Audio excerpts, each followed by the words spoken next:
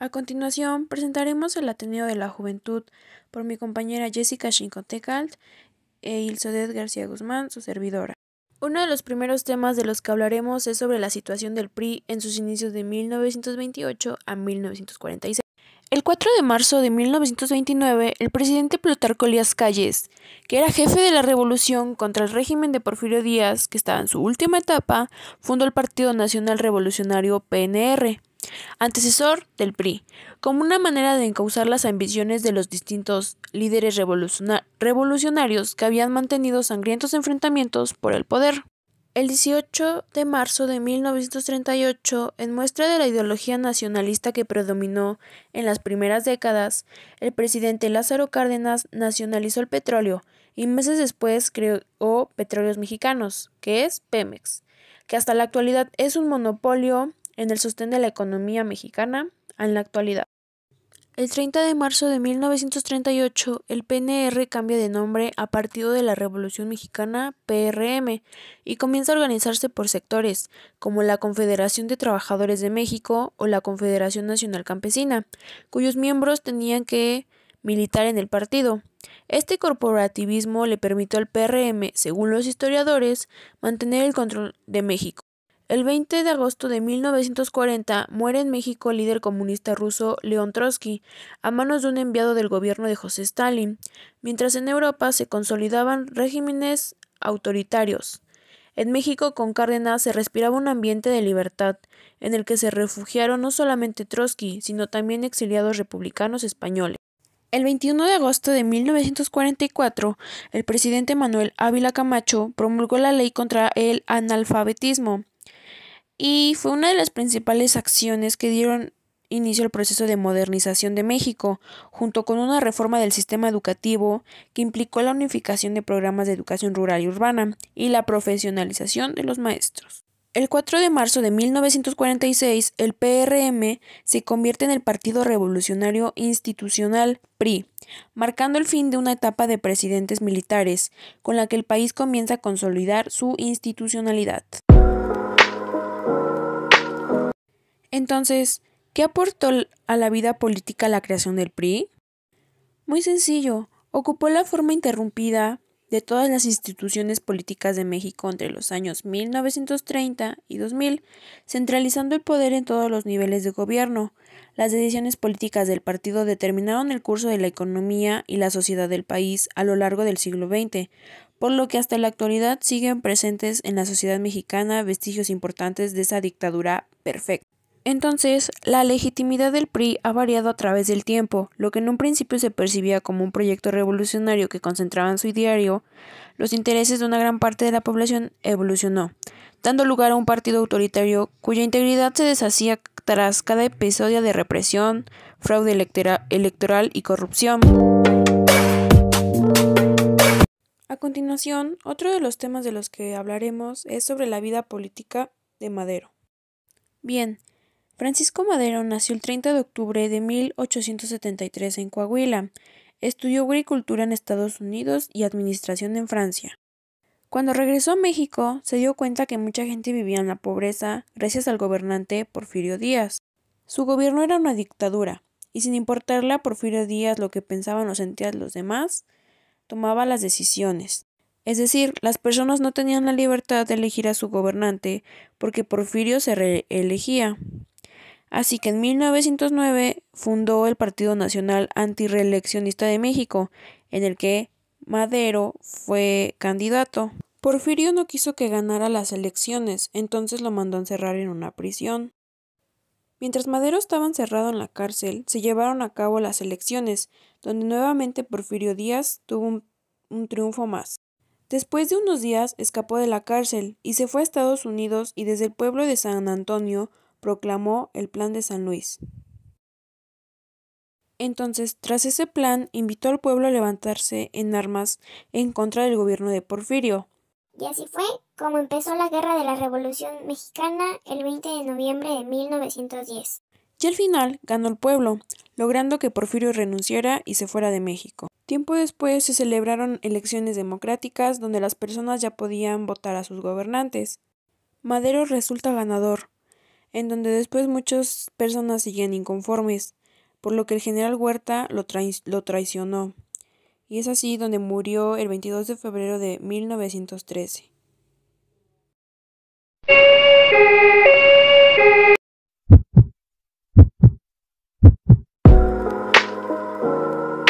Concluidos los dos tópicos anteriores, mencionaremos a los personajes más importantes de la Revolución. Comenzamos por Porfirio Díaz, que nació en 1830 en la ciudad de Oaxaca. Durante su juventud decidió apostar por la carrera de las armas, distinguiéndose notablemente en la lucha contra la intervención francesa.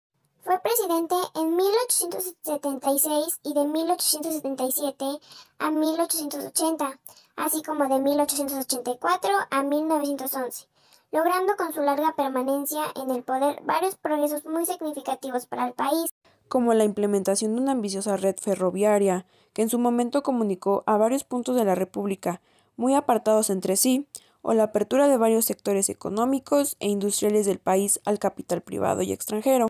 Como bien mencionamos anteriormente, fue derrocado por la revolución iniciada por Madero, que buscaba la no reelección en 1910, y murió en la ciudad de París en 1915. El segundo personaje es Francisco I. Madero, que nació en la ciudad de Parras, Coahuila, en 1873. Después de haber realizado estudios de agricultura en Estados Unidos y de administración en Francia, Madero creó su propio partido, el Nacional Antirreeleccionista, en 1909, cuyo movimiento cobró tal fuerza que el mismo presidente Díaz se vio obligado a encarcelarlo. Desde su prisión, Madero suscribió el Plan de San Luis, cuya máxima era la de no reelección de don Porfirio, encabezando un movimiento que terminaría derrocando al general Díaz entre 1910 y 1911. Fue presidente de la nación hasta 1913, cuando un golpe militar liderado por el general Victoriano Huerta, quien lo traicionó, lo derrocó y terminó con su vida en las cercanías del actual Archivo General de la Nación, junto con el presidente Pinochet. El tercer personaje es Emiliano Zapata, que nació en Anenecuilco, Morelos, en 1883. De origen humilde, Zapata es sin duda el símbolo máximo de la Revolución Mexicana. Sus ideales de tierra y libertad lo llevaron a proclamar en 1911 el Plan de Ayala, documento que exigía a los dueños de las haciendas la devolución de las tierras a la clase trabajadora, o sea, la campesina. De acuerdo con la tradición, fue traicionado por el coronel Jesús Guajardo y asesinado a la entrada de la hacienda de Chinameca, en las cercanías de Cuautla, Morelos, en 1919. Después, finalizamos con Venustiano Carranza, que nació en Cuatro Ciénegas, Coahuila, en 1859. Después de derrotar a Huerta, fue presidente de 1917 a 1920. A él debemos la convocatoria al Congreso que el 5 de febrero de 1917 promulgó la Constitución que actualmente rige a nuestro país. Murió asesinado en Tlaxcalantongo, Puebla, en 1920. El gobernador del estado de Sonora, el general Adolfo de la Huerta, inició la rebelión del ejército contra Carranza, acusándolo de violar la soberanía del Estado libre y soberano al realizar las movilizaciones de tropas al margen del gobierno estatal, lo que violaba las garantías individuales y ponía a la entidad bajo estado de sitio. Se desconocía a Carranza como presidente de la República y se anunciaba que una vez derrocado el gobierno se nombraría un presidente provisional y se convocaría a elecciones. Acerca del asesinato de Venustiano Carranza. ¿Cómo fue que Carranza, después de todos estos logros, fracasó como presidente? Ya no tenía que enfrentar a adversarios como Huerta, Villa o Zapata.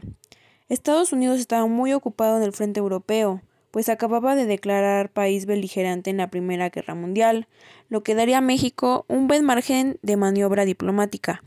Y por último, ya contaba con un completo programa de gobierno, la Constitución de 1917. ¿Cómo actuó? Preguntémonos otra vez, como presidente, ¿por qué no pudo concluir su gestión? ¿Cómo fue que murió asesinado por un oscuro personaje, un donadie, en un jacal del poblado de Tlaxcalantongo, en la Sierra de Puebla? Entre otros errores sobresalen 4. Debió ser concesiones a villistas y zapatistas, ya habiéndolos vencido, pues era imposible construir un estado revolucionario si no se integraba a los sectores populares más importantes de aquel proceso. Tampoco fue atinado confrontarse con Estados Unidos, pues era obvio que al concluir la guerra en Europa pasaría a ser la principal potencia mundial. Asimismo, su aplaudible política civilista fue prematura, y en política incluso las propuestas más atinadas sí son prematuras. Otra de las cosas de las cuales voy a hablar es sobre el plan de Agua Prieta. El levantamiento se generalizó y fue impulsado por el ejército. Contó con el apoyo de los ferroviarios, que contribuyeron a impedir la fuga del gobierno carrancista. La rebelión concurrió en todo el país, siendo sus dirigentes Adolfo de la Huerta y Plutarco Elías Calles. Carranza buscó trasladar su gobierno a Veracruz, como lo había hecho antes, frente a la amenaza de los ejércitos campesinos en 1914, lo que no pudo cumplir ya que las tropas insurrectas le bloquearon el paso hacia el puerto, en una rebelión que se inició desde la estación de tren en la villa de Guadalupe en la. Es más decir que su desenvolvimiento como presidente no fue considerando malo, desde un punto de vista, pues, político. De hecho, su objetivo fue aislar al gobierno de militares y crear una constitucionalidad civil. A continuación, veremos cómo fue la decena trágica y en qué consistió. La decena trágica fue un periodo de 10 días, en el que un grupo de inconformes se levantaron en armas contra el gobierno de Francisco I. Madero y le declararon su oposición como Emiliano Zapata, mediante el Plan de Ayala y Pascual de Orozco. Durante los 15 meses que duró su gobierno, Madero enfrentó múltiples problemas: rebeliones armadas, huelgas, conspiraciones e intrigas contrarrevolucionarias. Entre aquellos que se sublevaron contra el gobierno estuvieron los generales Bernardo Reyes. Bien, el Plan de San Luis. ¿En qué consistió? Fue un documento político proclamado desde San Antonio, Texas, por el líder del movimiento revolucionario y candidato presidencial del Partido Nacional Antirreeleccionista Francisco I. Madero. El Plan de San Luis consistía en un llamado al pueblo mexicano a levantarse en armas, considerando sabotados los recursos legales, desconociendo la reelección de Porfirio Díaz en el cargo, anulando las recientes elecciones y mientras tanto Madero asumiría la presidencia. Además, proclamaba el principio de la no reelección. Madero se comprometió a respetar las obligaciones gubernamentales ante la revolución, a ser escrupuloso con el uso de los fondos públicos, así como también a restituir las tierras a los campesinos que se les habían arrebatado por los hacendados o por abuso de la ley. El levantamiento se asignó para el día 20 de noviembre de 1910 a las 6 de la tarde.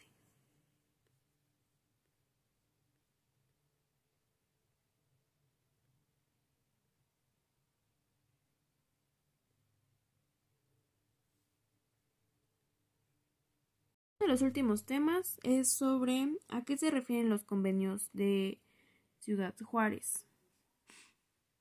El señor general Porfirio Díaz manifiesta su renuncia a la presidencia de la República antes de que termine el mes en curso.